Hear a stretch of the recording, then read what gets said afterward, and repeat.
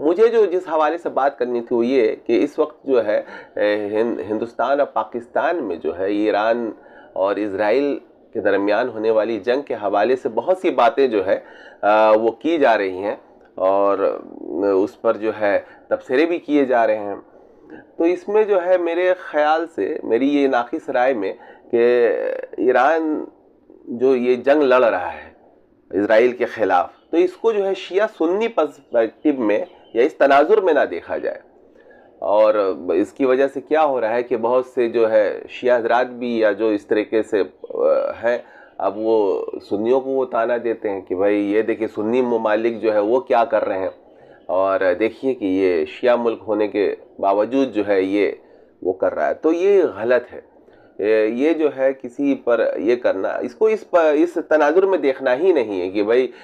Iran जो है वो शिया मुल्क है और ये जो अरब हैं ये सुन्नी है। इस तनाजुर में देखा जाए तो फिर हमास जो है भाई वो तो सुन्नी ही है, और जाहिर है वो पहले ही से जो है इसमें इस जंग में शरीक रहा है और बहुत सी कुर्बानी जो है वो ईरान से पहले ही जो है वो हमास जो है दे चुका है। तो ये ठीक ही नहीं है कि इसको इस तनाजुर में देखा जाए, बल्कि मेरी राय में जो है इसको जो है मोमिन और मुनाफिक के तनाजुर में देखा जाए कि इस वक्त जो है दुनिया जिस तरफ जा रही है तो मुनाफिक जो है खुल खुल कर सामने आ रहे हैं, चाहे उनका जुब्बा हुब्बा में हो, लेकिन भाई जो इनके अंदर मुनाफिकत है ना तो वो छुपाए बैठे थे। और बहुत से लोग जो है उनके इस्लाम पर, उनकी तौहीद की धोखे में उनके मतलब उनकी तारीफ़ और उनकी इस पे जो है वो ये नहीं होते थे। लेकिन अब जो है अब इज़राइल के ख़िलाफ़ जो जंग हो रही है, अब ईरान जो है वो अकेला ही इसको लड़ रहा है।